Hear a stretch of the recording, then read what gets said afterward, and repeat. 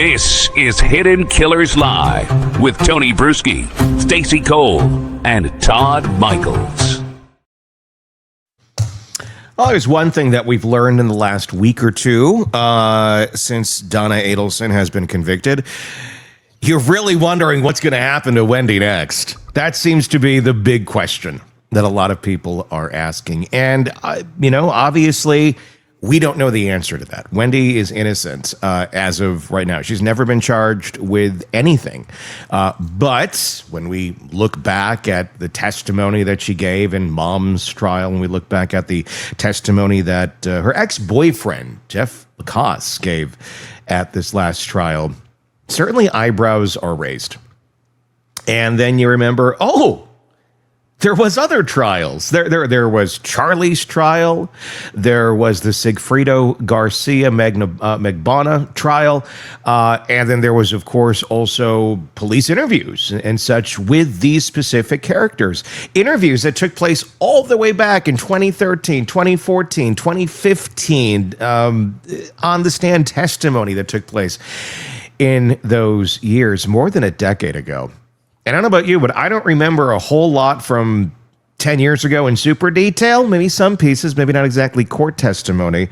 So I think might be time that we take a look back. We take a look back at all those little nuggets of testimony, all those little pieces, and start trying to put more pieces together and go, oh, I forgot about that. That's what we're going to be doing a lot of this week, as we're going to go through court testimony from Jeff Lacasse, Wendy's former boyfriend, all the way back in 20, I think, what is our first one here? This is 2014, 2015, I believe, the Sigfredo Garcia trial. And then we're going to look at his testimony in the Charlie trial as well. And there's a lot that's revealed here. This is not an ex, I think Wendy is real happy with having. What about you guys?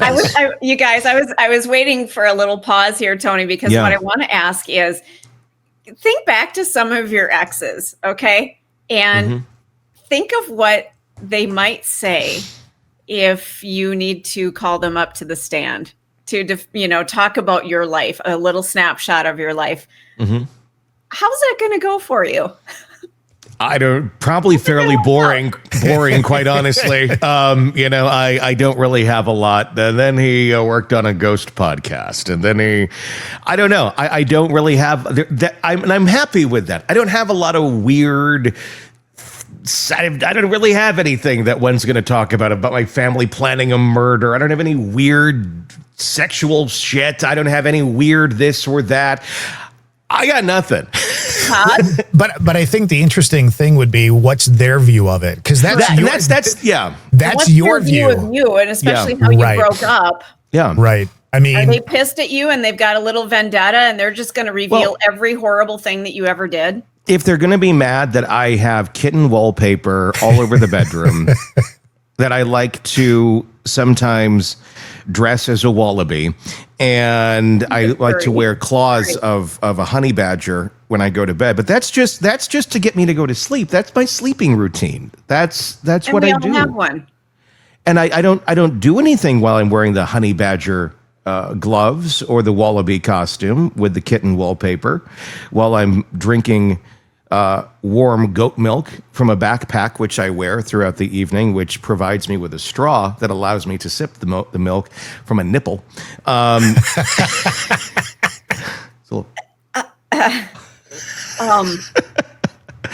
that, again, that's how I go to sleep. I take a couple melatonin. I'm like everybody else. But again, I've got nothing. I have nothing to give to this conversation. Can anybody beat that? I'm out. No, but I'm just sitting back going, how far is this going to go? It went pretty far. That's why I sat back. I'm like, go. While I'm watching reruns of The Golden Girls. Well, who doesn't do that? It's on in Nick reverse. For sake.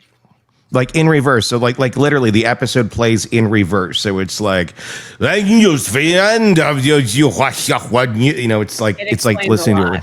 It's really weird. Thank you for being your friend. The shit that comes out of that song when it's played in reverse. Oh my God. Paul's not only dead, Paul's a mass murderer. I don't know if you knew about that, but yeah, I mean, Night Stalker. really weird shit. We might need to take a look into what you're eating for breakfast before we go live. Or lack thereof. Or, right, yeah. Maybe you do need to eat before we do this. I've had a Red Bull. It gave me wings. Oh, God.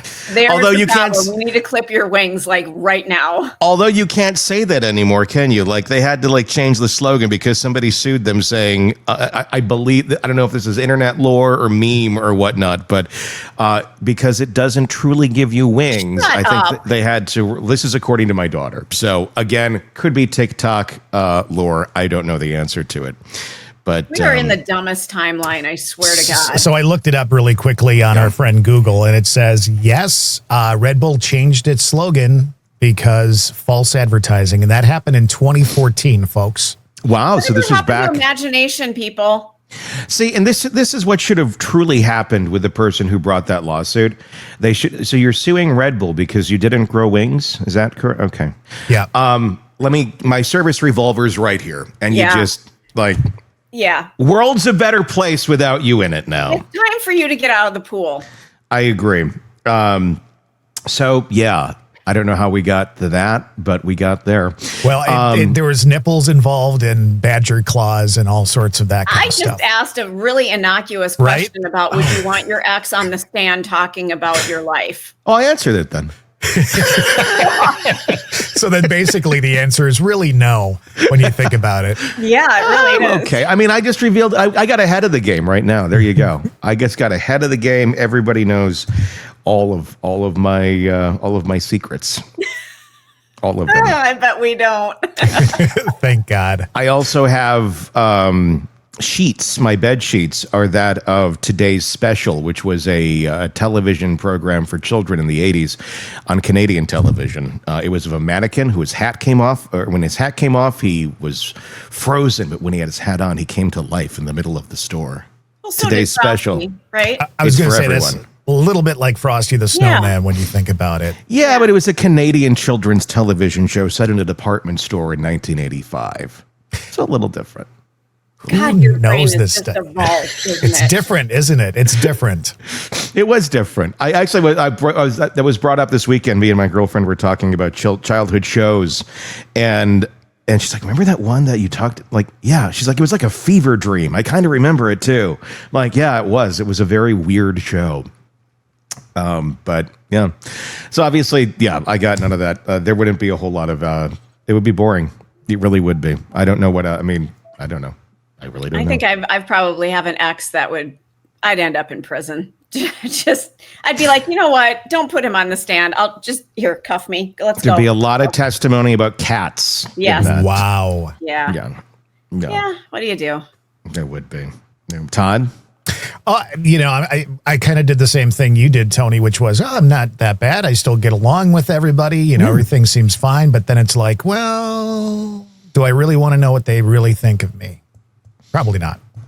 Yeah, I don't know. Probably not, I think is the answer. Yeah. Most of us would have, but it's because we have our own thoughts. But clearly the Adelsons are not very good at understanding what people think of them when they're right in front of them, when they're like interacting with them on a regular basis. And that's the problem with narcissism is there is no... it's like your glasses are off completely and you have really bad vision. So there isn't, there's not a lot of seeing the obvious in front of you. We're going to start going through some of the testimony here from Jeff Lacasse, and this is from the Sigfrido Garcia, Catherine Magbanua, Magma Shishwa. I've heard everybody say the name differently now, but I'm going to stick with Magbanua. I don't know if I'm saying it right or not. I think that's how they pronounced it. Magbanua? Magbanua, I think, might be more I think that's how Georgia is saying Magbanua, but I've heard it every which way. So I'm going to go with Georgia probably being right on this, but I'm probably not going to remember how to say it correctly. So this is from way back when, and we'll just roll it and we'll start discussing and we'll start breaking down the testimony and what it says about Wendy and their relationship and what Jeff knew or didn't know according to him. Let's take a look. Sir, please introduce yourself and spell your first and last name. Yeah, I'm Jeffrey Lacasse, Jeffrey. Excuse me. Last name spelled Lacasse.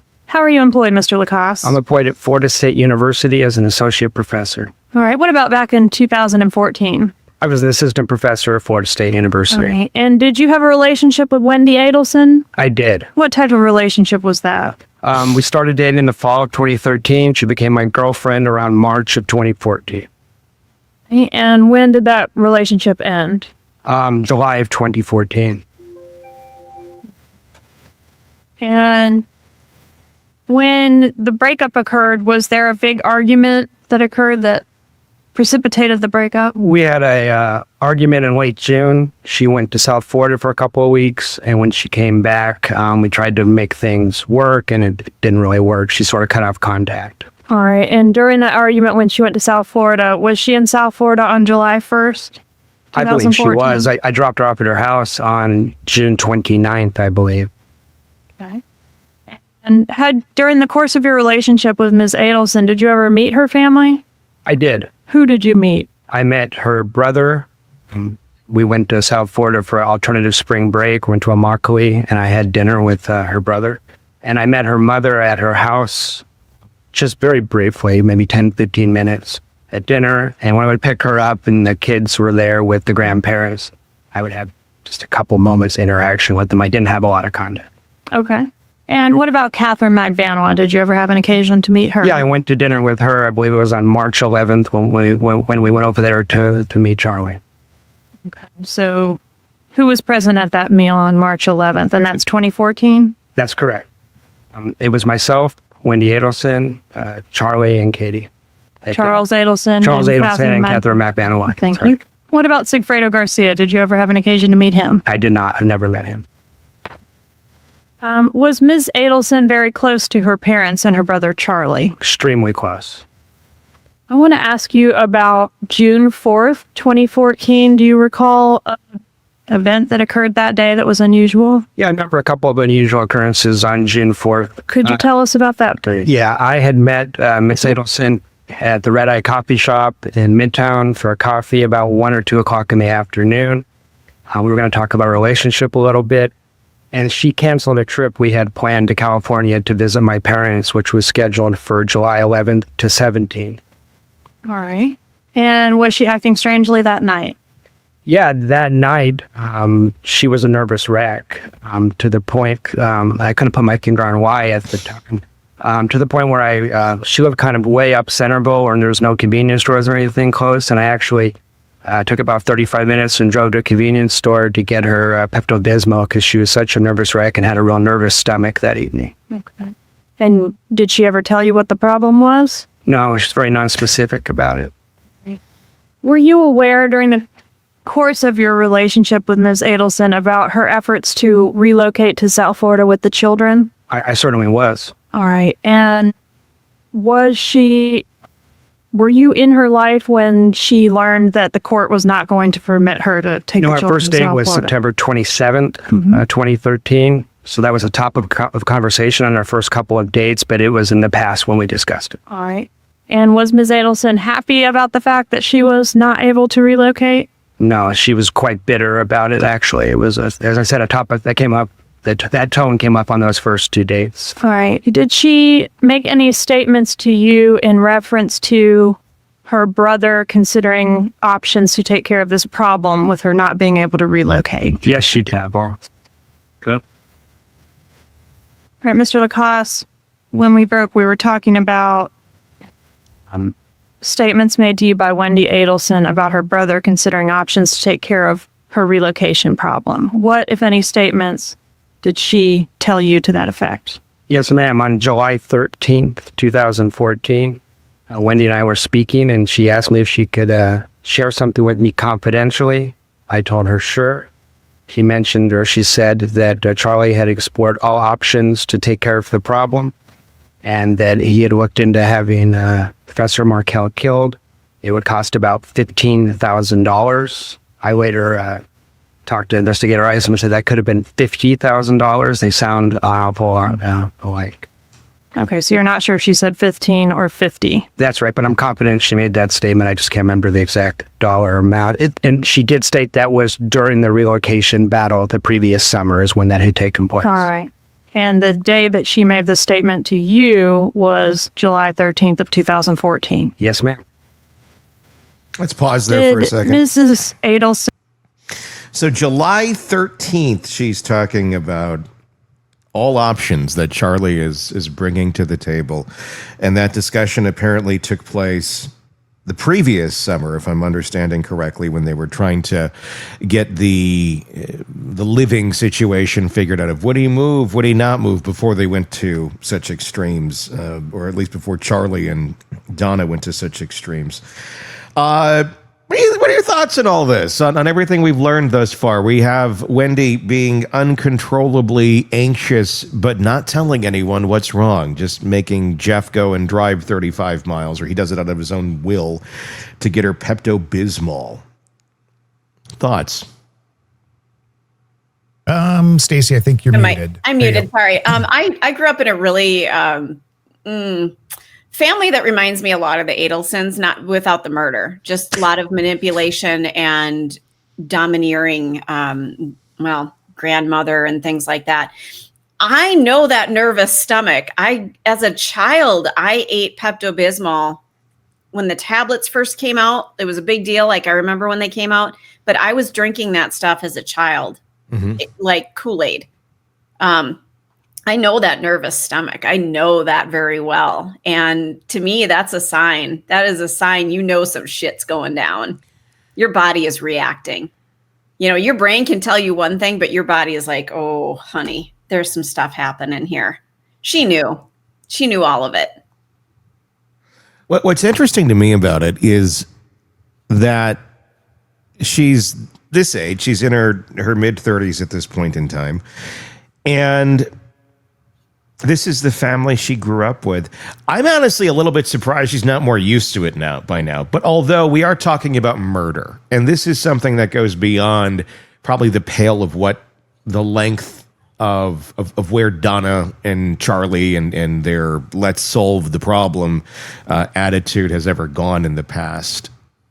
And I'm going to guess she sat there knowing, well, they do tend to follow through on whatever they've done in the past, non-murderous activities, and the way as to which, the callous way as to which this has been discussed amongst that family, and brought about and then even joked about leading up to and after the fact. I'm going to guess Wendy, if she didn't know it was going to happen, knew it was going to happen. Just because she knew her family. That doesn't mean that she knew the time, the date, the place, that she ordered it or anything like that, but she knew if it was in their mind and they had the possibility of doing it, the likelihood of it happening could very well take place. Although I do think there's a lot of evidence pointing to that she knew the time or the date of that it would be taking place. Well, and Jennifer just brought up a comment that they obviously knew that they were untouchable if they had this conversation in front of a boyfriend, especially a new boyfriend. This isn't somebody who's been in the family and knows these people are just nuts. That's how they talk. No, that you don't know. Yeah. In a new relationship, holy crap. And also, like, if you're Jeffrey, you're Jeffrey, and you're in a new relationship, and the person you're seeing says, "Hey, can I talk to you confidentially about something?" And then this is what they say to you. Don't you get the hell away from that as fast as possible? Get the fuck out. Get out. I mean, I'm the kind of person, if I'm having dinner with somebody and they've got stuff in their teeth and they're not self-aware of what that might, that's pretty much it for me. I'm like, bye, talk to you later. Yeah. If they bring up murder for hire, I'm gone. Wait, no. Hold up. There's something we got to talk about here, Todd. So if we're sitting here and I've got broccoli in my teeth because I had broccoli because I'm trying to be healthy, you're not going to tell me that I have a big old green thing sitting in my teeth? I will tell you after the broadcast. And you'll have to look for a new job. No, I'll tell you after the broadcast, only so I have video proof and something to mess around with. Oh my God. I'm just telling you. Wow, you guys. That's why you look in the mirror. That's why or just look into, like, although I can't see myself when I'm looking directly in the camera. I have to look off to see myself in the camera. But yeah, I mean, that's part of the fun. It's just, I'm Tony Broccoli also, before the show. yeah, I'm also overacting a little bit on that, because to think somebody would say, well, my brother looked into the options and it would cost us $15,000 to $50,000. Run like fucking hell. The fact that you're getting quotes, like, that's not an Angie's List. That's Right. not like a, Right. like, oh, There's let no me app just, for this. let me go throw that out there. Like you're getting insurance quotes on something. And then you get 40 calls from different agencies going, we can insure your pet rhinoceros for this, which that's expensive shit. I'll tell Yeah, you it what, is. don't ever get one as a pet. Yeah, But the fact that he had like numbers. Yeah. Well, and what's interesting is that yeah, she just talked about it like it was nothing. It's because it felt so normal to her. That it felt so normal to this family, and they're so insulated that they don't get that this is not how other families talk about things, or at least not a lot of them. they shouldn't. And it is always interesting when you get into a relationship with somebody, whether it be a romantic relationship, whether it be a friend relationship, whatever it may be, and you start to know, or you start to get to know their friends, their family, more specifically. And if you start, you hang out at their home, you have those interactions, with the family and things like that. You start to see, oh, well, they do things a little differently over here. And we all do to a certain extent. There's certain things, I think, that we grow up and we become adults and go, oh, they only did that in our house. Like, that's interesting. I thought everybody did that. And a lot of times it's benign things. It's like, well, they buy Kleenex tissues and we use toilet paper or things like that. It's not, we openly discuss, offing our exes. But this seemed to be the normal course of conversation for them. Tons of comments from our viewers today. And one of the things that was said by a couple of people is like, what are we waiting for? Let's just arrest her, for God's sakes. I'll go back to that. Go ahead. I get that, but I think they're really building the case. At first, I'm a very impatient person. I want this done right now, but I think they're really building it, and they needed those first people to get convicted, and it just is stacking and stacking. And I think it's going to pop up. We're going to get a news alert at some point, some afternoon that, okay, here we go. The wheels are in motion now. Do you think they've got enough already? You'd to at think, least but maybe arrest there's her? more. What if there's more out there? She gets to live a free life while, But does she? I mean, I realize she's probably eating a lot of Pepto-Bismol at this point. I get that. Yes, she. But She ordered it from Costco, man. It came in a case. Jennifer says, same with Harvey. I think they're building a case against him too. Yeah. Yeah. How did he not know any of this? I did a little breakdown of this the other day. I was just trying to find it, but I'm just going to have it regenerate it. Of what evidence exists to charge Wendy Adelson, and there is a lot. I mean, there's a lot. The statements and behavior. You have the hitman as a divorce gift comment. You got the suspicious post-murder actions. Wendy went to the inconsistencies with interviews. You got the testimony of Jeffrey Lacasse about the money. There is a direct link missing. There isn't any forensic evidence, no wiretap with her arranging payment, no money trailed to her, at least that we're aware of as of right now. And you would think if that existed, it would be out there. If it exists, Georgia probably has it.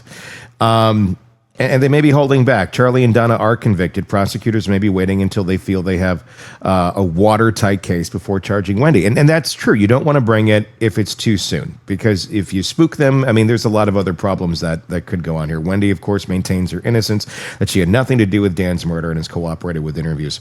I think we want to fill the peg into that hole, but I don't know if it fits. I think at the end of the day, and that's what they may be waiting on, or they may just be waiting and let everybody take a breather, including their own team, which Georgia did seem to hint to the other day before she said, stay tuned. That's got to be hell, being Wendy Adelson right now. She's being punished right now. I mean, for those of you who are going, well, she needs to be in prison. Yeah, but she is in prison right now. She is in a mental prison. That woman, every time she wakes up and the alarm goes off and she takes that breath like, oh shit, this is my life. Yeah. Mm. But also somebody mentioned, but what about the kids? I know they're teenagers now, but again, she's still in charge of their life. They're still living with this. Right. And somebody just said they know that their uncle and grandmother killed their father, and is their mother involved? Can you imagine what that's like, sitting back going, I wonder if mom was involved? Yeah. They probably don't talk about any of this at home, is my guess. Of course not, right? Like, it's one of those things, just like all healthy narcissistic families, healthy, I put in air quotes, narcissistic families, you don't talk about the problems. You don't talk about... Is there a hierarchy in those narcissistic families where, like, oh, this is a really healthy narcissistic family?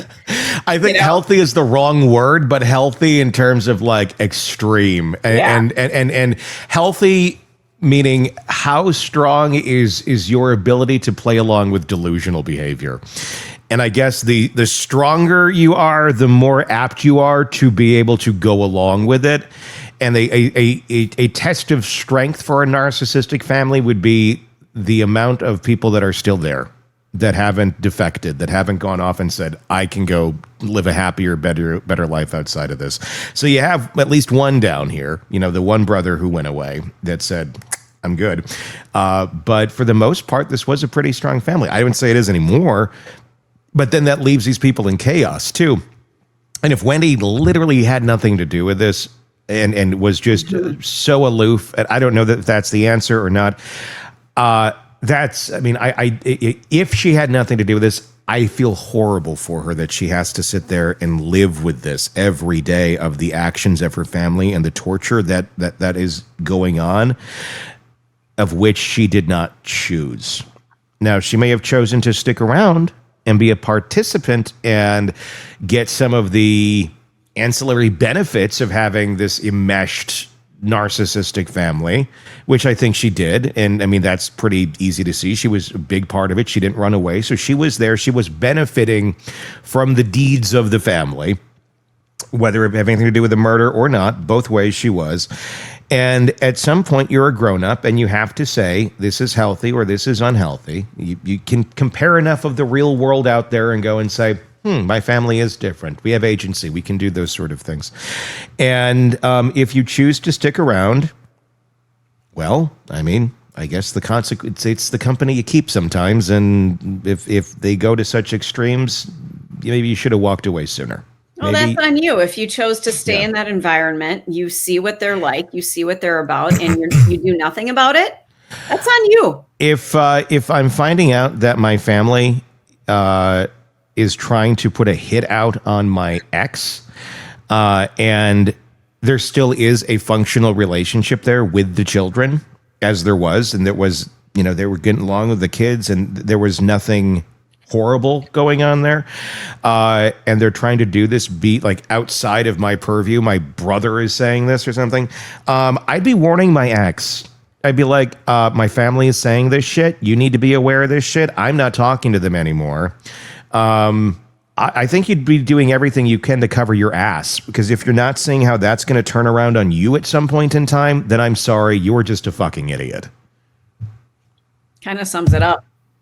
You are. I mean, you are an idiot. If your family is doing this and you're doing nothing about it, you're just like, oh my God, I gotta go get me more Pepto-Bismol. I'm so like, okay. I mean, you can choose to sit here and worry and cry and freak the fuck out and then pretend you're a victim, or maybe you are a victim in some sort of weird way, but you got yourself, you are choosing to participate. You are choosing to surround yourself with this toxic group of people who are flat out telling you what they're thinking of doing or considering as possibilities. I'm sorry, all the tears in the world don't forgive you of not letting your ex know about this, or you attempting to do something about this. Though, Tony, I don't care what you're afraid of at that point.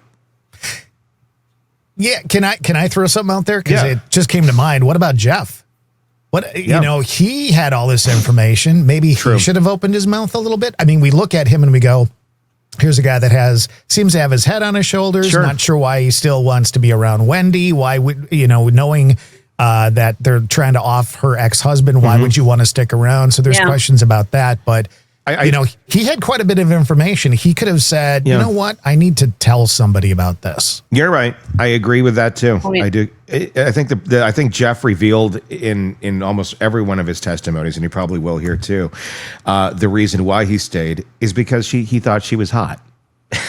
That's the stupid. It's not a valid reason. No, but that's The power of the hot woman gets the man every time. But that does seem to be like, oh, your family's plotting murder. You got nice boobs. It's the power of the boobs. I have been speaking of this for years, for decades. A woman with a great rack can own the world. Prove me wrong.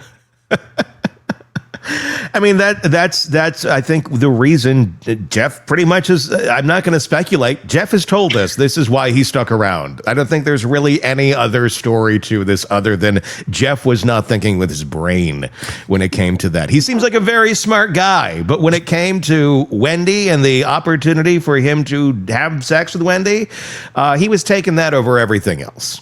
Jennifer had a great comment. She said, I'd probably be scared to death that they'd knock me off if I said something. Very good point. Yeah. But then somebody else said he wasn't thinking with the right head. And that's also a good point. That's true. Let's watch more of what's going on here. Digress.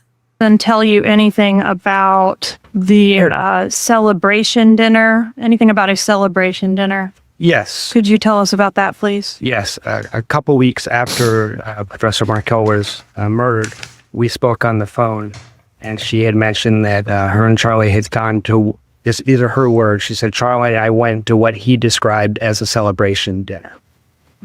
And that was the dinner where she vomited? That's right. That's correct. And are you aware, Mr. Lacasse, that Ms. Adelson suggested you as a possible suspect in this homicide? Yes, I am. And where were you when Dan Markel was murdered? I was on the road to Tennessee. I originally had a trip planned for 11 a.m. on Friday the 18th, and I had, at the last moment, changed my trip to Thursday night. So you left early? I left early without telling anyone, other than the people at the destination. Miss Adelson was the only person I had told in Tallahassee about the time that I was leaving, which was 11 a.m. on the 18th. I had informed her about that in around June 10th. All right. So originally it was going to be July 18th at 11 a.m. would be your departure? Yes, ma'am. And would you be flying or driving? I was driving. All right. And it changed to Thursday night, so you left the night before and were in Tennessee at the time of the homicide? That's correct. No further questions. Cool.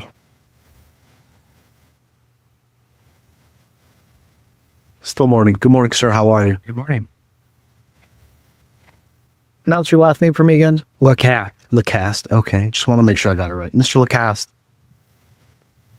So Wendy Adelson knew you were leaving. You had told her you were leaving Friday morning. Friday morning at 11, we had discussed it because we had some plans that got canceled. So we had discussed it in some detail, actually. And your plan was to leave Tallahassee and to drive northbound. Thomasville Road, eastbound. Yes, sir. Sure. Let me rephrase that. I'm sorry. So your plan was to travel north of Tallahassee to Tennessee, correct? That's correct. And you told Wendy that, hey, listen, I'm going on this trip and I'm leaving Friday morning around 11 a.m., correct? That's correct. And do you recall what time the actual shooting took place? I believe it was right around 11 a.m. The same exact time that you'd be leaving the area? That's correct. And although it was for a business trip, if people didn't know what your plans were, would you agree with me that it may look like you're leaving the scene if you're traveling outside of the jurisdiction? That's what I was concerned about, that if I had taken my trip at the scheduled time, I would have looked like I was fleeing because I would have been driving. I would have taken Capitol Circle to Thomasville and been very close to Professor Markel's house. And when did you find out that Ms. Adelson, Wendy Adelson, had suggested that you may be involved in this? I suspected it from the police interrogations, but they didn't explicitly say that. Eventually, I was able to view her interrogation video. And by her, you mean Wendy Adelson? Sir. And by interrogation video, you mean interview, correct? Yes, sir. Okay. Because as you're aware, she has not been charged in this case, correct? I'm aware of that. Yes, sir. And obviously you haven't either. Right. Correct. You've been cleared by law enforcement? Yes, sir. Okay. Now, let's talk about your relationship with Wendy Adelson. You started dating her. Give me a time period. September 27th, 2013 was our first date. And how long would you say that your relationship with her lasted? Well, there was different phases of it. In that fall semester, we weren't exclusive. It was more casual. It became more serious late February, early March. So as far as a serious, I'm your boyfriend, you're my girlfriend sort of thing, just March through July. Okay. So you started casually dating in September of 2013, and it got more serious at the beginning of 2014, correct? That's right. Okay. That's right. And how did you meet Miss Adelson? How did you guys first have a date? Yeah, through mutual friends. Okay, so it wasn't like on a social media dating app or anything else. No. Were you aware if Miss Adelson was participating in online dating? I think I knew that, well, I knew that she had dated online in the past. I did not know the time frame. One of your concerns. Okay, so once you guys became exclusive, and by exclusive, I mean you called her your girlfriend and she called you her boyfriend. Is that fair? That's correct. And I was involved with the kids at that point and things like that. And it got to the point where she introduced you to her family, right? That's right. And you indicated that there was a dinner where you met Charlie Adelson. That's right. Kind of a good-looking guy, right? Sure. Right. Works out. Weird question. When you went on, when you had your double date, where it was you, Wendy Adelson, Charlie, and Miss Magbanua, chiseled did you see what kind of car Mr. Adelson pulled in? I don't recall seeing his car in the parking lot. We then went to his house, so I saw his garage and got a look at some of the vehicles he owned, but not that at dinner. What kind of vehicles does he have? Ferrari is the one that stood out to me. Do you remember the color of the Ferrari? I don't. Did you make any comments to Wendy about the Ferrari? Well, Wendy used to talk about Charlie having a Ferrari. How do you not remember the color? She would say, my brother's a character. He has a Ferrari. He has an undercover cop car. He has, I think, a nice Benz in addition or some luxury. So she knew what a Ferrari was, right? Sure. Well, sure. So it's not like she didn't say he's got a Porsche and you saw a Ferrari, right? No, it was Ferrari. I actually remember discussing the cost of maintenance with Charlie. There were some downsides to having a Ferrari. Yeah. So, yeah. You think? That's tough. So Good looking guy. pretty extensive Got a Ferrari. car collection, right? He had multiple cars. Yeah. I don't know exactly how many. And did you learn what he did for a living? Yeah, I knew he was a periodontist from Speak with Wendy.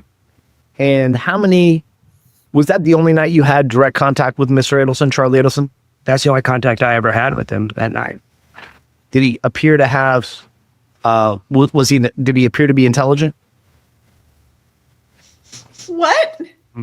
It's a weird question. He had, especially that's a after asking difficult if he was question. I just hot, met him you the know? one night. That's a I'll withdraw that. Let me ask him a more important question. Surprised the Was judge didn't was he strike that. socializing? Was he drinking that night? I don't recall if he was drinking. He was holding forth. He was talking a lot. He was confident. That was my impression of him. He was talking a lot. Did you ever see him go to the bathroom? I don't recall. Okay, can we stop? We gotta stop. We gotta stop. Let's stop. Sure. What the hell?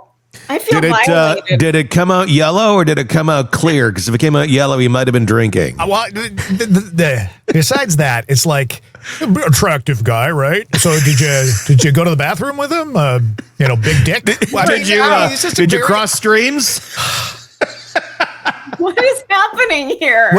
Here's my question. What is I don't know the where it's attorney going. trying to prove? Like, is he I trying don't to know where prove it's that Jeffrey was jealous of Charlie? I mean, I don't know. What is he trying to say? I don't know yet. I've never watched all of this in its entirety, so I'm really curious. I know the vehicles do come into play in some way, shape, or form. Exactly how, we'll have to find out. But I don't know why or what. But even to get to wherever they're going, like good-looking guy, how I don't know how the judge What does it matter? didn't say like. or nobody objected to that, going like, what does this have to do with any, like, what in any way, shape, or form, what does it have to do? That would be his opinion of his appearance. But maybe you're right. Maybe it is going to like a jealousy motive. Maybe they are still trying to point him to be more somewhat involved, because this is the Sigfrido trial. So they are trying to look at that going, but they're not protecting Charlie here. They're not protecting Donna. They're protecting the hitman. So they may still be looking closer at this, or trying to put some doubt in the jury's mind that Sigfrido had anything to do with this. And that maybe it was more the boyfriend. That's my guess. I could be completely wrong. So if you like to eviscerate me in the comments on that, go for it. But I just told you, I don't know for sure yet. So we'll find out. I like that he works out. I mean, thanks for that tidbit. But again, if you saw a Ferrari, I mean, I don't know how many of you people see Ferraris in people's garages. I can't say I've seen more than one. And I recall it was a red one. How do you not recall the color? I wouldn't remember. Really? I could give a shit about cars. Yeah. Okay. Yeah. I mean, I think it's kind of like, I mean, for some you'll remember, but there's certain, and it's, I mean, I don't know. And I see like, oh, that looks nice. Cars, the way that some people get so damn excited about, and I get, that's your thing. Cool. Never registered in my radar as anything at all. I mean, there's no more excitement of me seeing a Ferrari than me seeing the Stanley Cup right here. I'm more excited to see the Stanley. You got a Stanley? I'm more excited for the Stanley. I'm sorry. I would know every detail. Every line, everything. I do think it's weird because Jeffrey does have a very good memory. It's kind of odd that he doesn't remember that. That's what I thought, because this guy can recall dates and times and things, but he can't recall the color of, a $300,000 car. But it's not his car. He saw it in passing. I mean, you would remember the dates of when you started, dating Rosemary's Baby. Those sort wow. Oh my God. What did you have for breakfast? Red Bull. And not even a full can. I started this one yesterday. Well, then drink the rest of it, because something is off today. Thank you. Or on, depending on how you look at it, Stacey. I haven't figured that out yet. But I think that you'd remember those sort of things, not necessarily the car. I mean, I'm that way. I think I'm fairly intelligent. I remember a lot of things, but it is weird what I will absorb. I mean, for example, I remember the kitten wallpaper and I wear those the honey badger gloves when I go to bed before the Red Bull kicks in. But I don't remember. I couldn't tell you what I had for dinner 2 days ago. There's a lot of like short-term things that I'm not great at anymore. I never really have been, though, either. Our minds are weird. It's weird how they all work, and what registers and what stays for one person really could be completely different for another, of looking at the exact. And that's what makes it all. That's what makes us all different. That's what makes us all so special and unique individuals, Stacey. I'm so glad we're not in the same studio together. Why? Would you be throwing something at me? Yes, I would. You know it. Let's watch more of Jeff. Did you ever see him? Was he perspiring more than a normal person would during dinner? This is 5 years ago. I don't remember. We were outside and it was, not cool at that time of year, but yeah. Okay, so you're outside in like an open area restaurant? Yeah, we were at the Yardbird on the patio. Okay, the Yardbird in South Beach? Mm-hmm. Okay. It's a nice place. Did you witness Charlie Adelson doing cocaine that night? I did not. So this is a guy who was in South Beach, right? Drives a Ferrari, right? Yes. What, had Wendy previously described him as having a lot of girlfriends? Sure. Handsome. I probably could get attention of women. I would presume so. And do a lot of coke. But your only face-to-face meeting was at dinner, correct? Well, that dinner, and then we went back to his house and hung out in his hot tub for a little while, but that was it. Oh. And during that time that you went to his to his house to hang up in the hot tub, did you see him ever go to the bathroom, or was he ever outside of your personal space? Yeah, I think all of us were in and out of that hot tub at various points because we were sitting there a little while. He peed in the hot tub. At any point did Charlie Adelson... Now, You're a law professor, correct? Exactly Professor of what I social was work, thinking. actually. Correct. Okay. Did you I'm think of sorry. his package? Yes, that's what You're a I was professor at the thinking. university, correct? I apologize, not law professor. Yeah. You're an educated person, correct? Sure. You'll agree with me that a layperson wouldn't solicit you to commit a murder, correct? Objection. How we ask this? Did Charlie Adelson ask you to kill Dan Markel? Did Charlie ask me? Did he ask you? No. Of course not. And Look at the look on I his face. apologize. I'll withdraw the of course not. And you'll agree with me that at no point did you give him any reason to believe that you would be someone that would do such a nefarious act, correct? No. Okay. When the prosecutor asked you about June 4th of 2014, you recall that? Yes, sir. And you said that you guys were at the Red Eye Coffee Shop, That's right? correct. And around what time was that? I had a hair appointment at 2 or 3, so it was a 1 or 2. And so in the early afternoon, Could have been as early as 12:30, sir. I mean, 12:30. yeah. Okay. So around 12:30 on June 4th, 2014, correct? That's correct. You indicated that she was acting, and by she I mean Wendy Adelson, that she was acting unusual. That's correct. Would that be a fair assessment? Yes. Did you ask her what was wrong? I did ask her what was wrong. It was very non-specific. That happened with Wendy quite a bit, where she was upset and there was not an exact name put to why. Was she upset often? Yes. Would she get these kind of physical reactions often, that her stomach would hurt or that she would ask you to get her medicine? I got to know her better in the spring, so I saw more of it than I would have in the fall. That was the only time I can recall that was not an average thing. I think that's why I remember it, because it was unusual. And you said that you drove about 35 minutes to get her medicine? Yeah, it could have been 25, 35 minutes, but it's where she lived was not convenient to run to the store. So it was a discussion like, do we want to do that? And it's all the way down there. And she was so nervous. I thought, no, I'm going. So Did she go with you? no, she did not. She had the kids that night. So she stayed with the children. Did she make any kind of doctor's appointments shortly thereafter? To your knowledge? Not to my knowledge. Now, you indicated that you guys became boyfriend and girlfriend at the beginning portion of 2014. Is that a correct statement, sir? Yes, sir. And when would you tell the members of this jury that your relationship with her ended? Well, that's a little complicated. July 14th, we went on a date.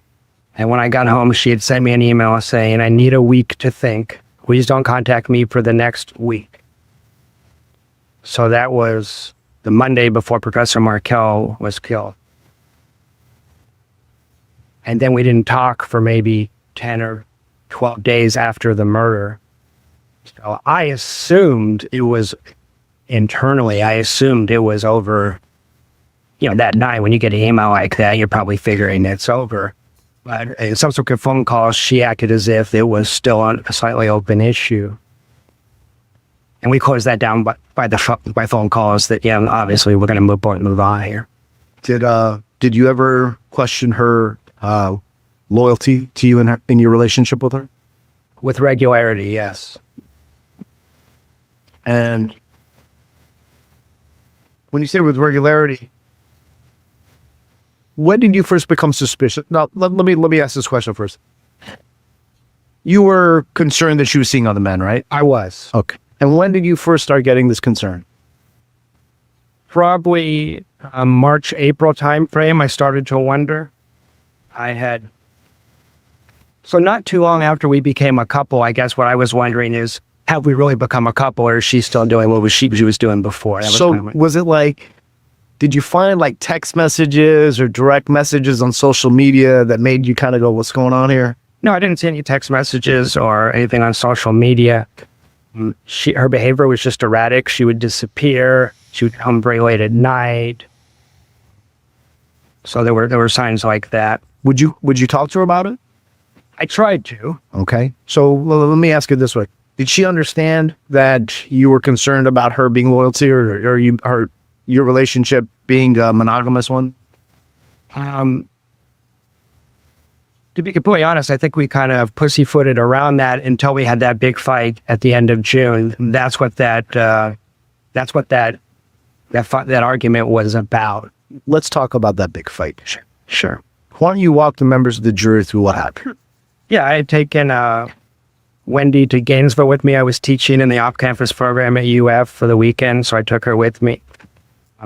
I'm sorry, was it just you and her, and she bring the kids? No, it's just me and her. So like a romantic getaway to Gainesville? Well, work/pleasure. I teach during the day. She works in a coffee shop. We have dinner with friends at night, that kind of stuff. It's a nice area down Sounds there. nice. Yeah, it was nice.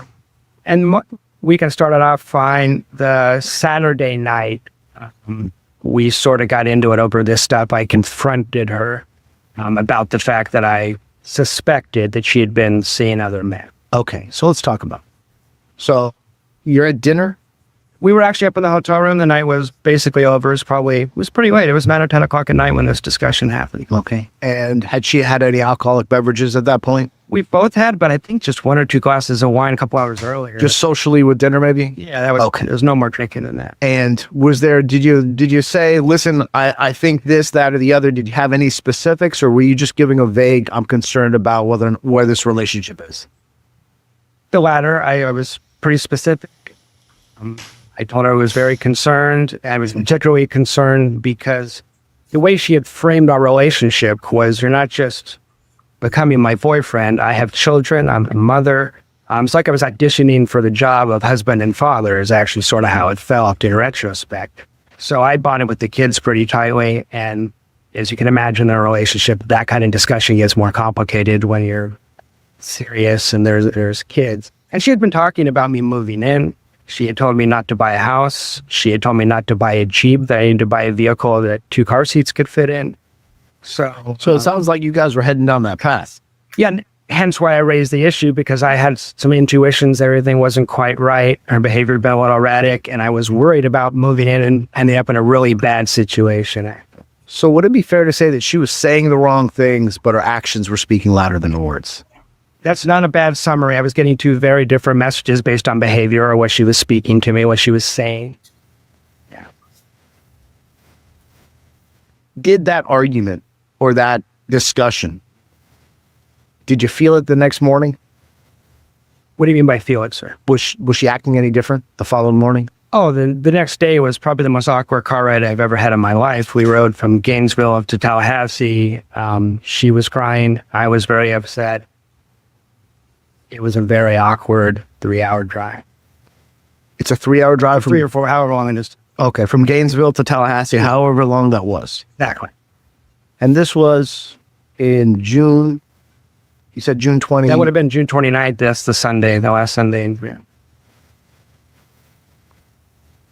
2 weeks later, on July 13th, Wendy tells you, or Wendy has this discussion with you that the prosecutor omitted, right?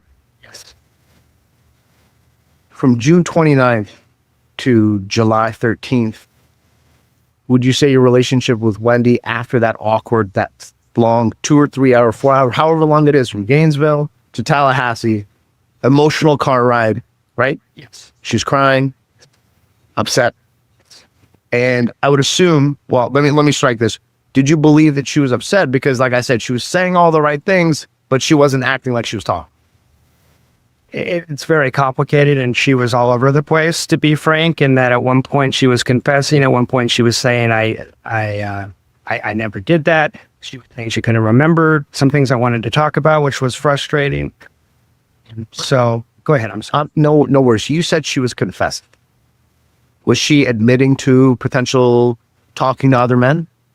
More than talking the night before when we were having the argument, but it was... what was she saying? It was a heated discussion, so I don't remember every word of it. But at points, she kind of let it slip out that my concerns were well-founded. Okay. And then 5 minutes later, she would say the opposite. And when I've had to explain the story in the past, I've had to say it doesn't sound like it makes sense because she was just all over the place. She was hysterical. Really. Okay. So would it be fair to say at some point she admits to talking to other dudes, to talking to other men, and then shortly thereafter denies what she just confessed to? Well, then that repeat as needed on the car ride back, she was like, I never did any of that stuff. I don't know what you're talking about, which was kind of crazy making for me because she confessed to some of it the night before. Okay. Let's pause. So from June 29th till July 13th. Wow. This is a guy that has a psychology degree, and he's confused as shit.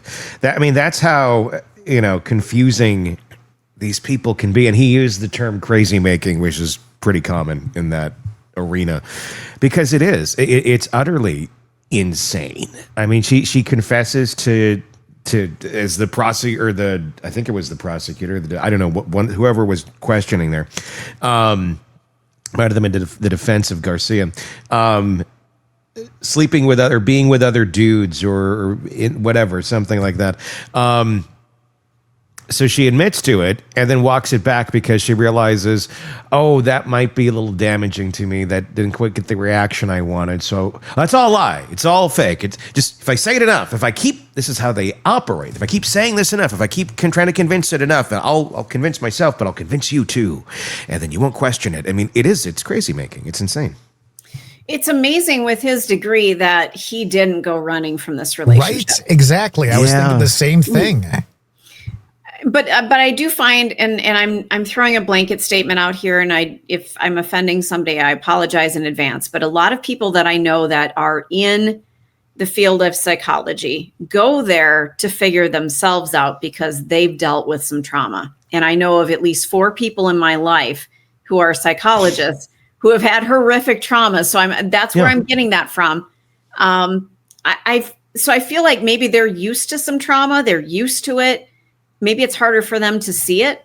I mean, they see it, but harder for them to remove themselves from it, if that makes sense. It's the frog in the boiling water. There it is again, Todd. Stop that. There it is. There it is, Todd. Or lobster in the...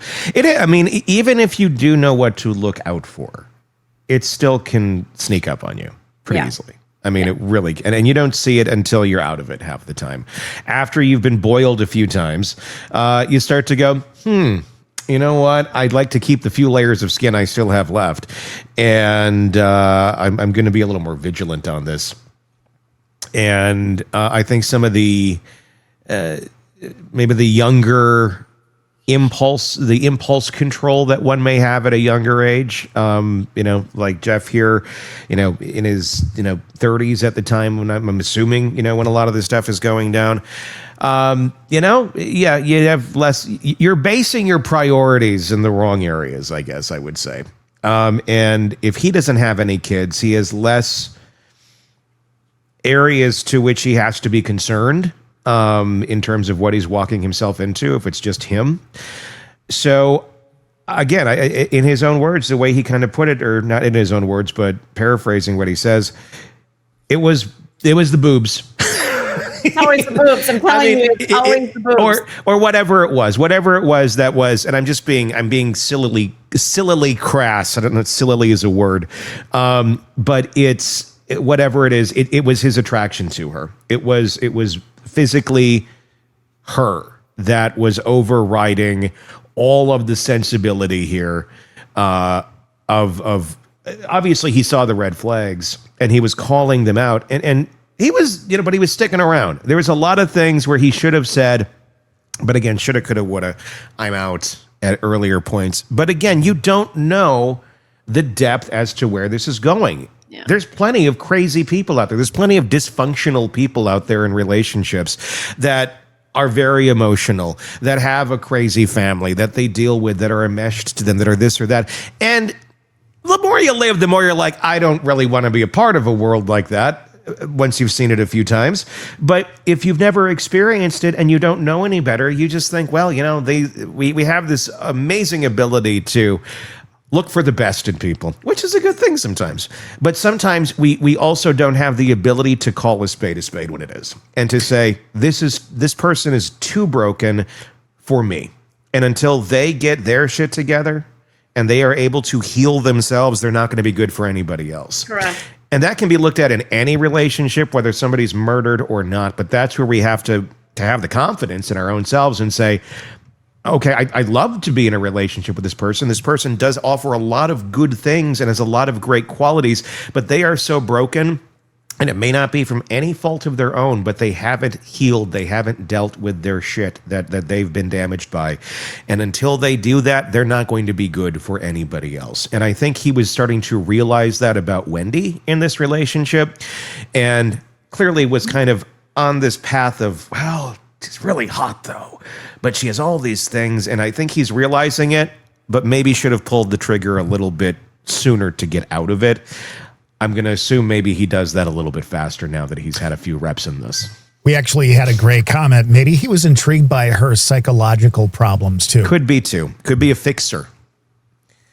Don't be a fixer. Do not fix things. No, you can't. You can't. You can't. Don't do that. Yeah, that's lesson number one. But again, younger, less reps, less experience in life. You may think you can. You may have even had some light success over here in life, and you think, "Oh, I'm great at this. I can really." People need to be able to fix themselves, and they have to do that. Because it's okay to walk beside somebody as they do it. Yes, but they need to be doing it themselves. They have to do the work. You're not going to do it for them. You're not going to fill in the blanks and Mad Lib it and fix it for them.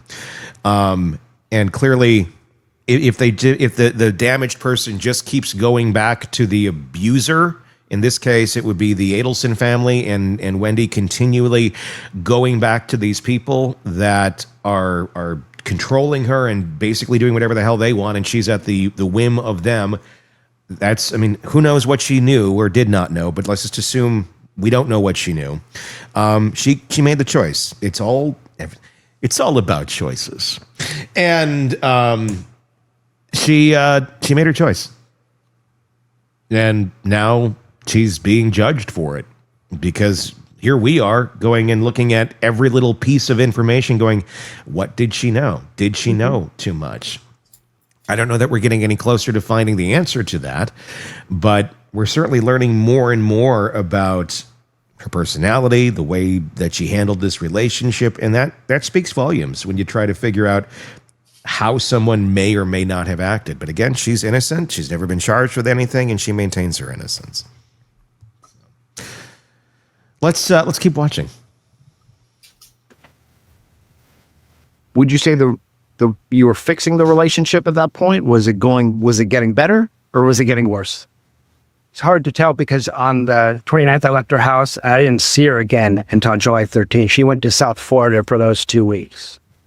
Did you guys talk on the phone? We talked on the phone once in a while. We did some video chats. I talked to the kids to be a video chat and things like that. But it was very up in the air where the relationship was going to go. I would get a mixture of messages, verbally and by text. Would you agree with me that your level of contact with her between June 29th and July 14th was less than it was before?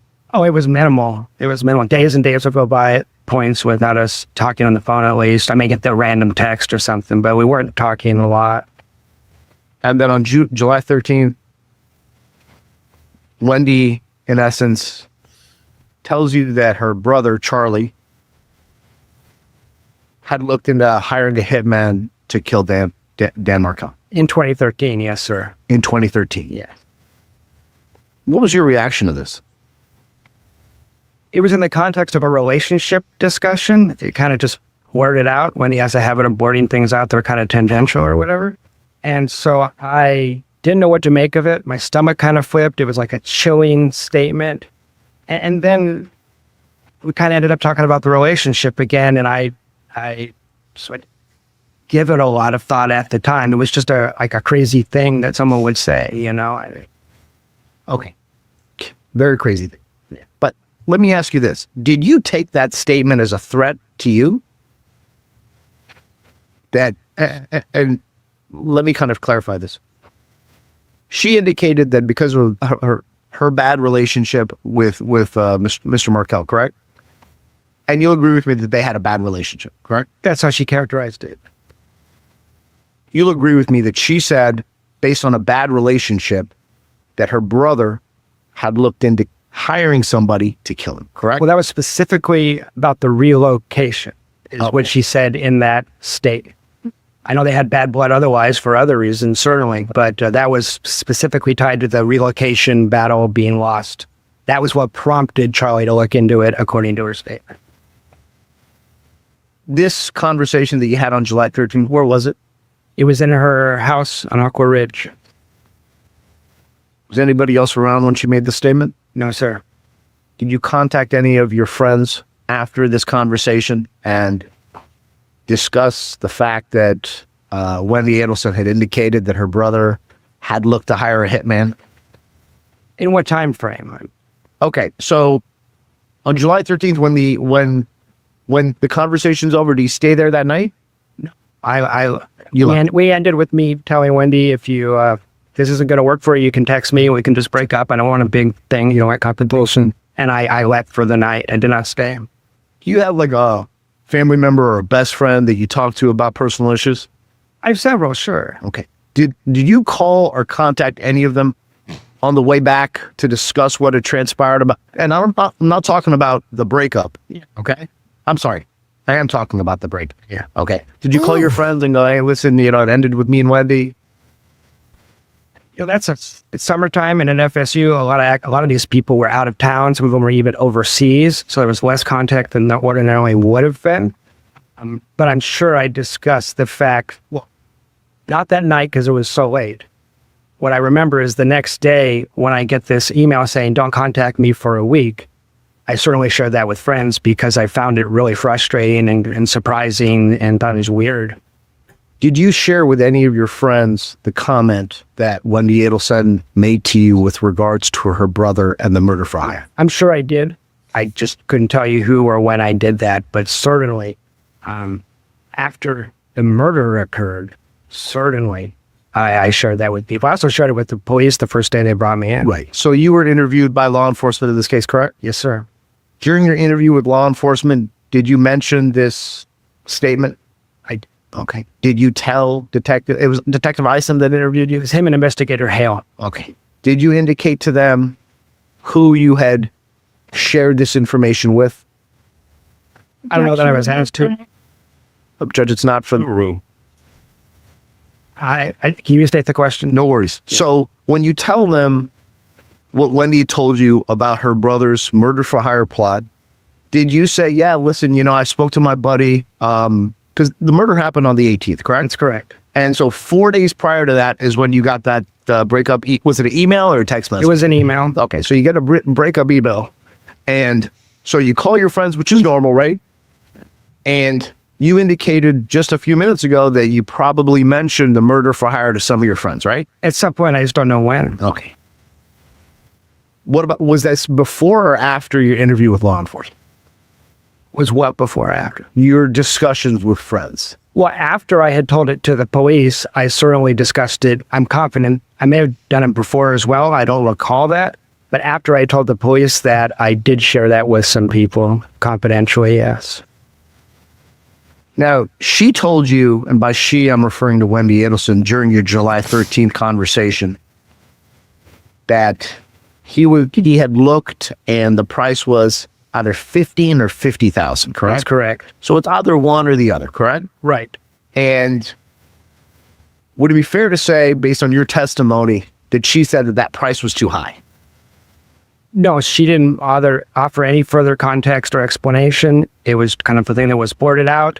And then literally 20 seconds later, she started talking about something else, and I can't recall what that was. I think it was the relationship stuff that I was very focused on. So out of nowhere, she tells you Charlie was going to go look to hire a hitman. It was going to cost $15,000 or $50,000. And you don't go back to that. I don't know that it was out of nowhere. I believe preceding that was a discussion that if anything ever happened to Danny, she would move to Miami. I think I've spoken to the investigator Isom about that previously. And listen, I have to ask Mr. Lacasse, at no point did you contact law enforcement after you heard of this threat so they could contact Mr. Markel to see if there's any need to protect him in any way, shape, or form? I didn't. Give me 1 second, Your Honor. Good night. Just a few more questions, sir. Sure. Would I be correct or incorrect in assuming or in saying that you were interested in having a monogamous relationship with Wendy Adelson. I thought I had a monogamous relationship with And you wanted to keep it, correct? Depends when you're asking. On July 13th, 2014? Yeah, that's how. Yeah, that's right. Okay. That's right. I'm sorry to ask such personal questions. I know. Did you think it's unusual? Let me ask this. At some point, did you ever see a picture of Dan Markel? Sure. Do you think that there's a resemblance between yourself and him? Everybody always says that. When I was dating her, no one ever brought it up. I see it from the pictures. In real life, I was never told that while we were dating. And as you indicated before, you're also a professor? It's correct. Do you feel wronged by Wendy Adelson? Do I feel wronged? Yes, sir. Yes. Thank you. Yes. Oh, yes, sir. Let's pause it there. Well, good morning. Yeah. That's big. I mean, I'll be honest with you. I always kind of thought, hey, they have a very similar look. I never noticed that. It's true. There's a lot of that going on in this family. Look at Tom Petty. She looks like Donna. So here's Wendy dating another lookalike to her ex-husband. They're all about the comfort zone, what's comfortable to them. They are. They're very much about that. And I don't think they realize it. It's a tell. I don't know what it tells other than it's like a very simplistic way of thinking. But I wonder I wonder how many other people in this family have similar type trends. Certainly not Charlie. I mean, the women that he dated looked nothing like not at Donna all. or her sister. But they all did look alike. They all did look alike. So, but here's the thing. What does that question have to do with anything? So it's obvious that she liked a certain look. And I think we could probably all fall into that category to a certain extent. We have right? types. Yeah. We have types. What does that have to do with this? I don't know yet. I think they're still putting that together here in what they're Gotcha. setting up and they're teeing up on this. And I'm curious to figure out where that goes. Jennifer has a great comment. I bet Donna hated Jeff then because she hated Danny. That's an interesting take too, I think. I bet Donna hated anyone that took time away from her and Wendy. Meaning any attention that Wendy was giving to anyone other than her, I bet she did not like. And I bet that would come down to family members. I wonder if it even came down to the damn grandkids. I don't know. I mean, I know there was God, yes. I know it was the battle for the grandkids, on paper, but was it? Or was it more so to get Wendy closer and so she could continue to have her little mother-daughter tea parties, in her mind and control her child? Can you imagine having Grandma Donna and maybe one day you're not thankful enough that she made a batch of cookies for you? Can you imagine what that would be like? Yes, I lived it. Exactly. So tell me about it, Stacy. My grandmother on my dad's side was extremely domineering, and everybody pretty much had to bow to her. Mm-hmm. Like she was the matriarch of the family, and you did what grandma said, period. Mm-hmm. If you didn't do that, it was like she would spend an entire week aiming at you. Comments, activities, maybe you didn't get dinner one night. I mean, it was tremendous abuse, but that's how this person operates. As long as you're staying in line, keeping all your ducks in a row, you're fine. The minute you step out, it's going to be hell. Mm-hmm. It is going to be absolute fucking hell for you. Almost like Cinderella. Mm-hmm. That story. It's funny how often and how common it is that we live lives like this, mm-hmm. not necessarily going to murder, but like that, like you talked about, Stacy, where it's just, this is how the family is. And these are the dynamics, and you grow up into it, and you learn, this is how they act, and this is what you do. And it's so normalized. The unhealthy is so normalized. Maybe that's what you made a comment like a week or two ago, and I'm not sure that we dove into it much, Stacey, but you said she's like Marie Barone from Everybody Loves Raymond. Correct. I'm a fan of that show. Yeah. But that's exactly the kind of family we're talking about here, where Marie ruled, over everybody. Everything. And I mean, I'm guessing Harvey's a little bit like Marie's husband. Yeah. Where he just kind of gets by with it, lets Marie do whatever the hell.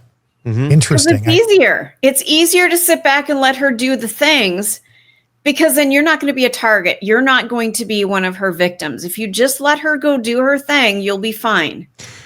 And we rationalize it by telling ourselves things exactly like that, Todd, where it's like, oh, she's like Marie Barone. Oh, that's a funny show. It's like, oh, this seems normal. This seems okay.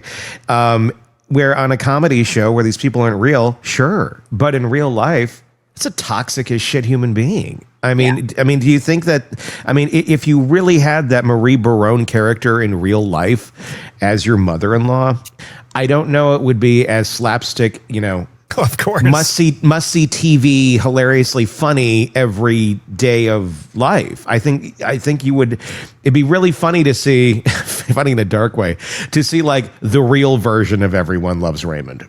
And where Raymond ends up, going out on a bender, and they find him falling off of a bridge one night because Marie has gone to his, such extremes, manipulating the family that he can't take it anymore. That's how that real version would end. But that show was created off of a real life story, not Sure. to the extreme. Obviously, they wrote around it, but there were people who actually inspired that. So it just makes me wonder, how many people really do deal with families with that dynamic, not to the extreme of the Adelsons, but I think there's a lot of that in, at least, I don't know, I want to say in America. I know we have viewers and listeners from other countries, but I think it's pretty prevalent that there's this one person in the family that just makes everybody's lives a living fucking hell.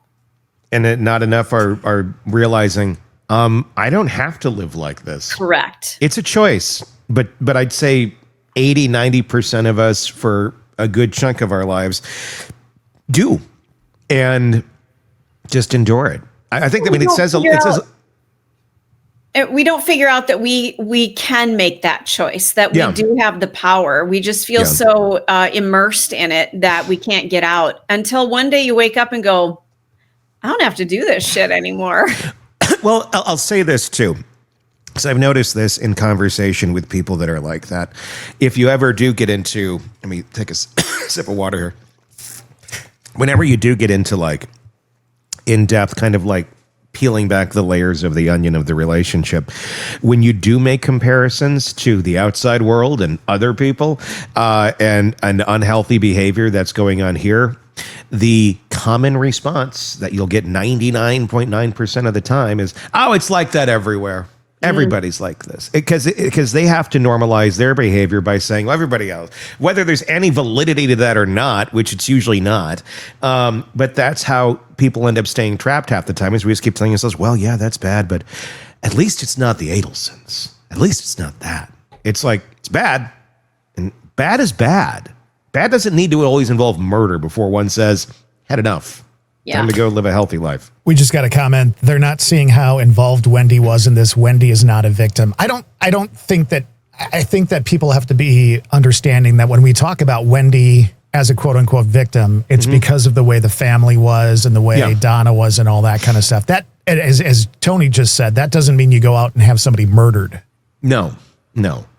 I mean, Wendy is a victim in the same way that it's different. I was going to say like abused animal, and then the animal goes and bites people. Wendy, she was brought up in that world. So she did have agency. I'm not going to pretend that Wendy didn't grow up and didn't have the ability to be retrospective and introspective and choose the path that she wanted to choose. She did.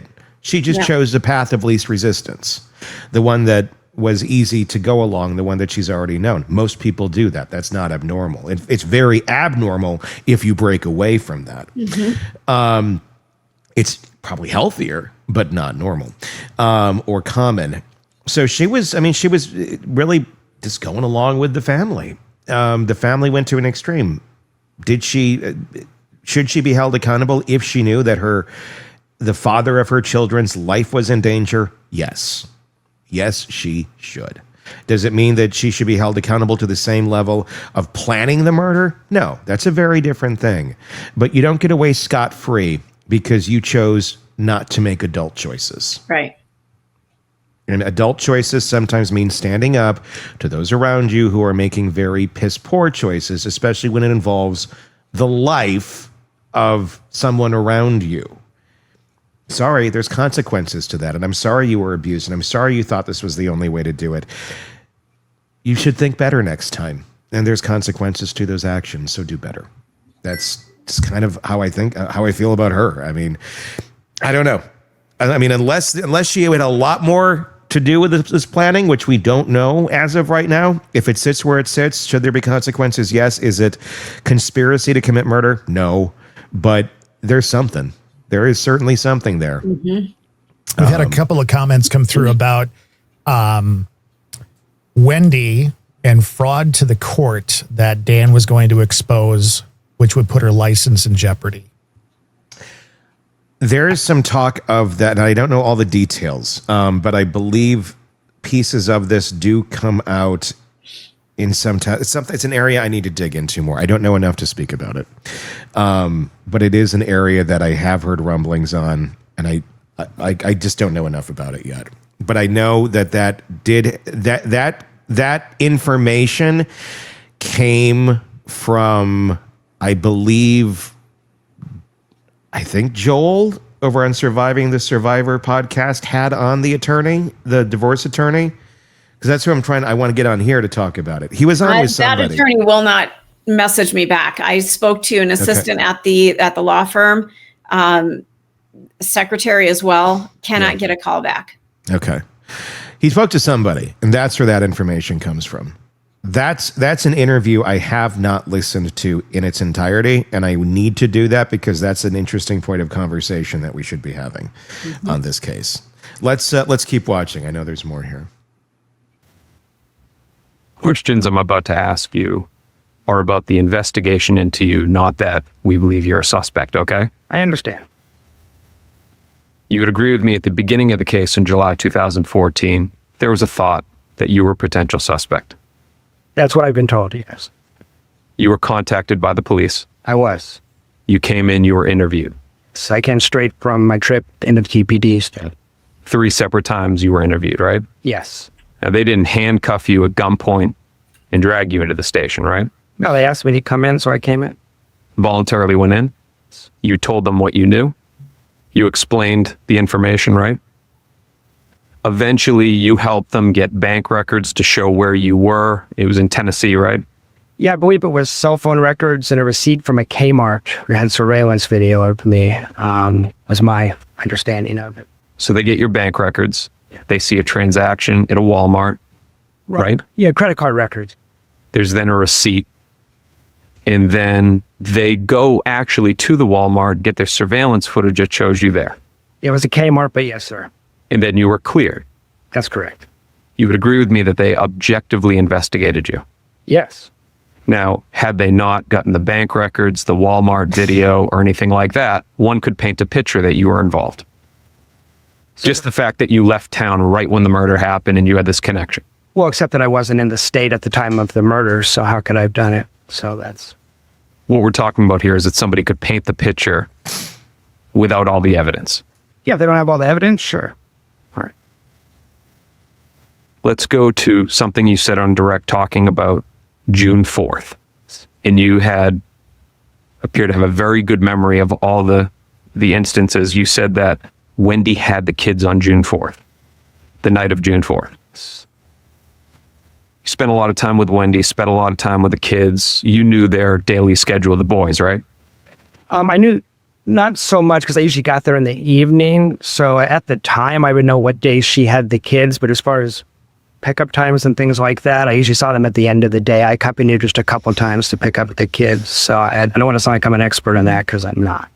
So June 4th, she has the kids. the next morning, June 5th, she would have taken them to creative preschool. She would have, but I never stayed over there. So when the kids were there, so I wouldn't have known that because I left at the end of the night if the kids were there every time. That would have been consistent with the custody setup that she had with Dan Markel, correct? Yeah, depending on what the days on the schedule were, which I don't recall. I used to know that. I don't anymore. It wouldn't have been that he'd come and pick them up at her house and then bring them over to creative I preschool. never saw that kind of scheduling anyway. So it would have been consistent with on June 5th, she would have dropped the kids off. It would have been consistent, but I don't have any primary knowledge of what she did on June 5th. Let's talk about Charles Adelson. Understanding that you didn't have a close relationship with him, you did meet him and you hung out with him. Yeah, for a few hours. To you, and I'm going to use your words, he seemed like somebody that hung out on both sides of the tracks, right? That's the way he presented himself in that hot tub. Yes. And you took that to be accurate. Yes, I took his self-presentation to be accurate. That's good. During the day, he's wearing a lab coat or scrubs or whatever dentists wear, right? Right. And then when he's off work, he's going out, he's hanging out at the gym with less savory people. Yeah, that was sort of his characterization. I was sort of repeating what he said. Yeah. In your words, less savory individuals. Less savory, gritty. I don't remember his exact words, but gritty, something like that. I don't remember his exact words, but yeah, that's how he presented himself in that hot tub. It seemed to be almost a braggadocio kind of thing, like, look at me, I'm on both sides. And you took him to be a street smart guy. I did. He had friends that were ex-special ops. Yes, that's what he said. Yeah, that's what him and Wendy said. His gym friends that to you almost came off as nefarious. Well, yeah, and I don't remember the details at this point, but he was talking about deals they were doing. There was a lot of hinting and innuendo. But yeah, you're accurately presenting how he presented to me. Let's go now to the dinner on March 11, 2014. Sure. It was outside. It was on Miami Beach. Yeah. If you remember, and you may not, do you remember seeing a pickup truck with two gentlemen outside of the restaurant watching you guys? Let's go now to July 14th, 2014. Okay. Now, you had met Catherine McBanois several months prior to that. Yeah, I met her in March. So March, April, May, June, July. Wendy is opening up to you and saying what her brother had looked into doing, right? I think you're talking about the 14th. You're talking about the 13th, I think. July 13th? Okay. Go ahead. So July 13th, 2014, she's talking about her brother hiring a hitman. She's giving you incriminating details, right? Yes. Never said anything about the involvement of Catherine McBanois, right? No, it was 3 sentences, so no, she didn't. All right, let's talk about now the options that he looked into doing to take care of the problem, right? Right. On direct examination, the state attorney's office asked you what year it was. But there was more specifics to that. It was specifically the summer of 2013, right? Yes, it was attached to the relocation, so whenever it was after relocation had failed, where she'd been denied the motion for relocate. But I want to make sure it's clear because we didn't have the full information from direct examination. What Wendy told you is that her brother looked into hiring a hitman in the summer of 2013. That's correct. And that would have been before he even knew Catherine McBanois. Yeah, I don't know when they met, but if you say so. One brief moment, Your Honor. Further questions, Your Honor. Feel free to raise more thoughts. Yes, Your Honor. The breakup email on July 14th, 2014, I know you had some phone contact after that, but was that basically the end of your relationship? The last time I ever saw her. Okay. We did have some, it was in August. It was after we didn't talk between then and after the murder. Okay, and you never got back together and resumed your relationship? No. No further questions? Do you have a question of this witness? Write your question down. We'll give a sidebar. Series of questions from the jury. The email, the July 14, 2014 email was that an FSU website or private website? Do you have any recollection? I think that was from Wendy's Gmail account. Okay, what about to you? That would have been to my Gmail as well. So the answer is no, it was not on an FSU website. Correct. To the best of my recollection. Your Honor. Okay. Did Miss Adelson indicate that she wanted to relocate to have the children full time? She didn't talk directly about relocating because she knew that was no longer a possibility. But the other side of that coin, how unhappy she was in Tallahassee and how frustrated she was by the child custody, were issues that came up, if not every day, every week, that came up very frequently. Okay, so that was actually the next question about, she frequently spoke about the divorce and the custody battle. Yes. Consistently throughout the entire relationship. And did she appear distressed when she didn't have the children with her? Sometimes, yes. Oh, what kind of vehicle were you driving back in July 2014? I was driving a 2004 four-door silver Nissan Sentra. Ms. Kaplan? No further questions. Garcia? Nothing. All right, you can step down. Do we need to keep this witness any further? There you go.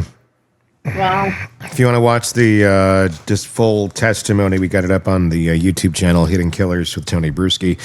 I grabbed it and pulled all of the, as we watched today, that is the actual video. You can just watch it raw. It's up there, all the gaps taken out, so you can just kind of get through it. Paint the picture. Paint the picture of Jeff Lacasse possibly being the murderer.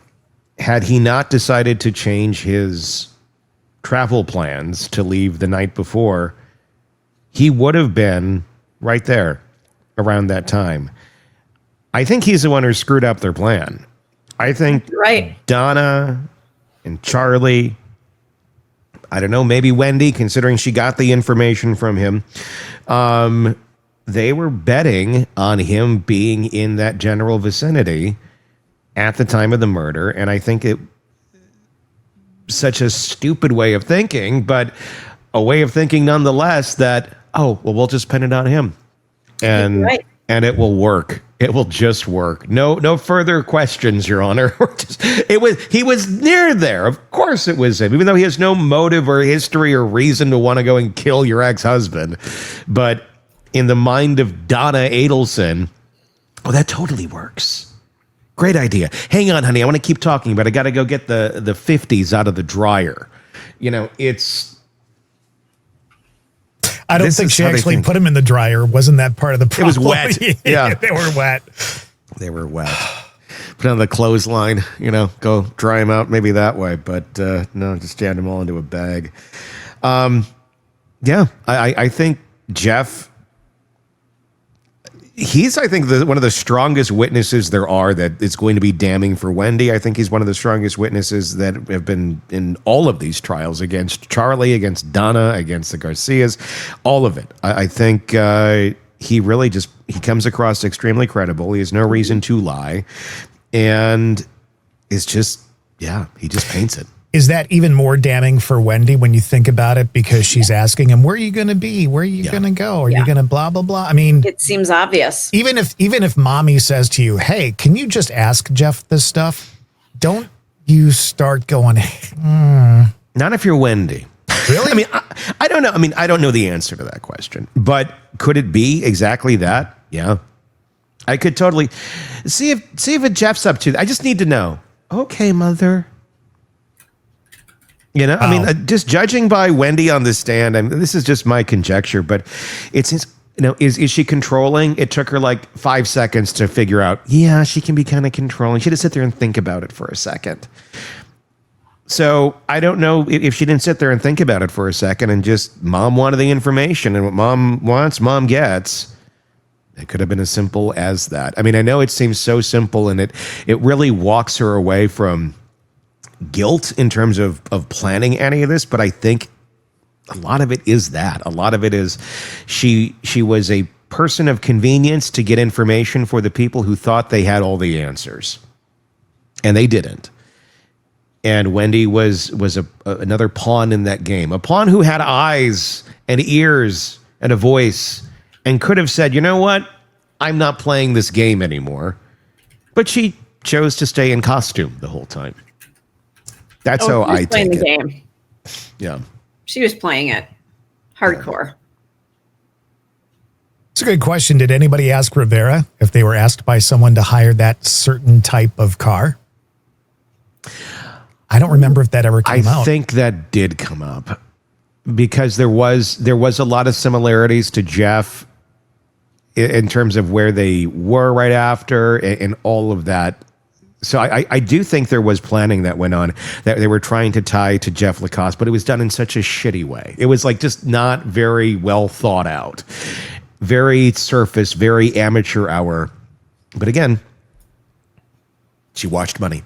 So it just kind of tells you the depth of the thinking that they were going through in this plan. It is amazing they got away with it for as long as they did.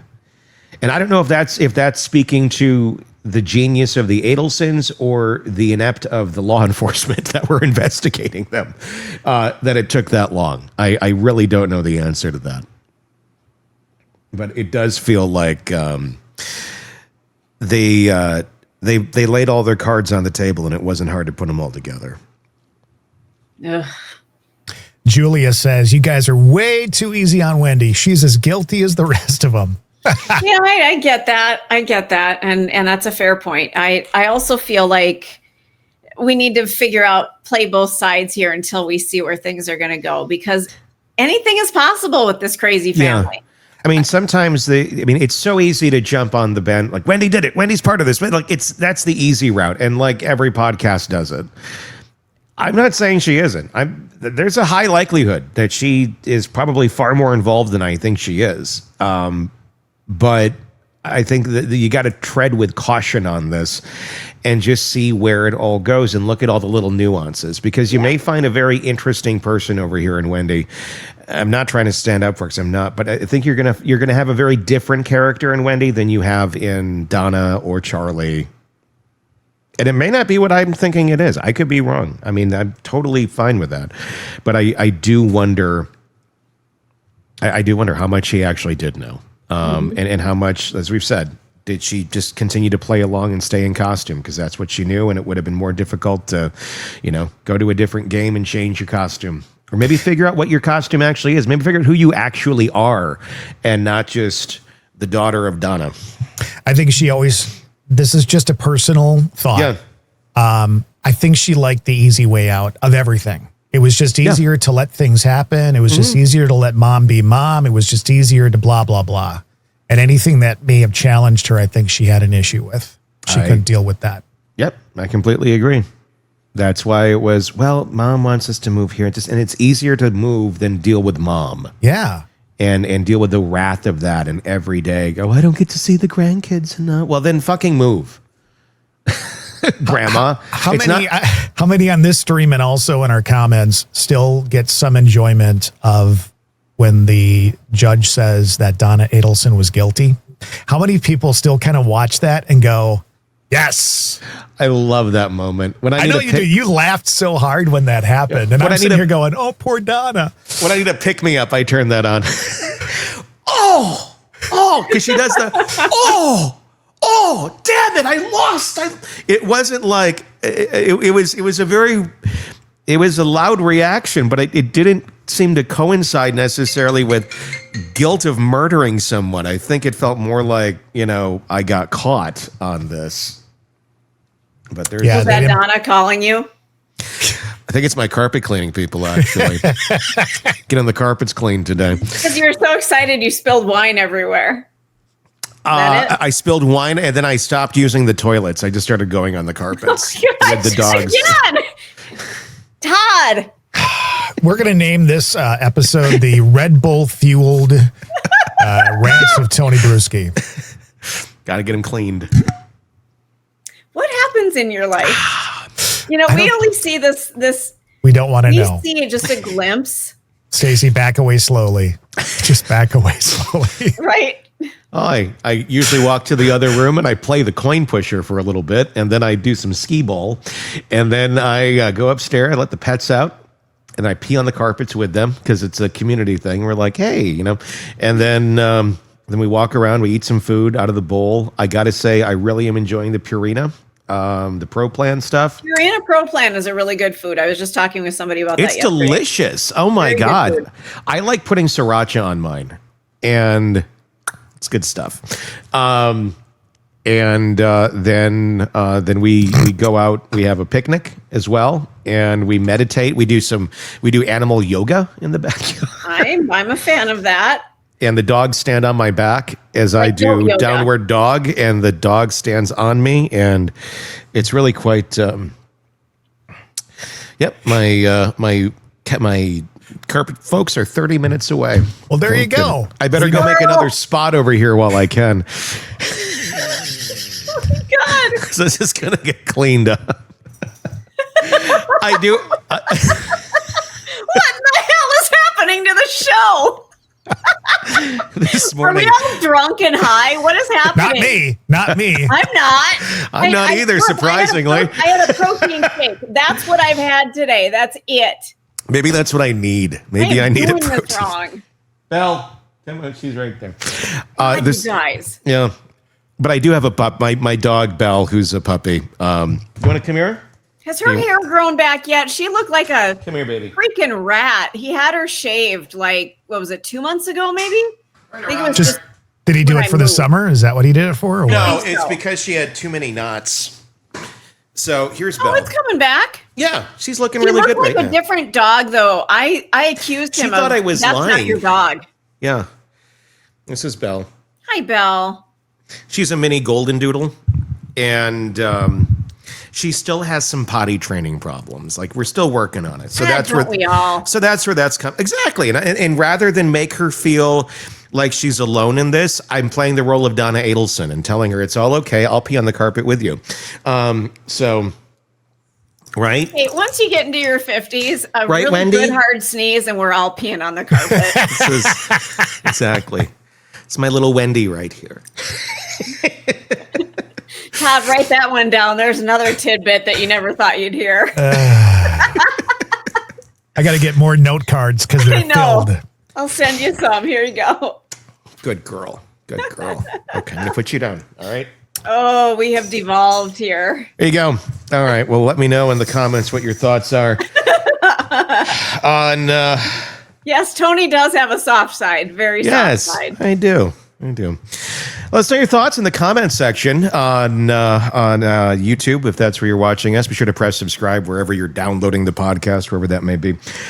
We do greatly appreciate that, and would love to hear your thoughts on this case, because there's a lot more to come. We got more testimony from Jeff we're going to go through this week in the Charlie Adelson case, and I'm going to dig into that interview that was done with the divorce attorney, because that is another whole area that we should talk about in greater detail. I'm really, I when I heard that the other day, I'm like, ooh, this is interesting. So that's all coming up this week. And if you guys have thoughts and angles, let us know in the comments, because there's a lot to dig into on this case as it continues to get stranger and stranger.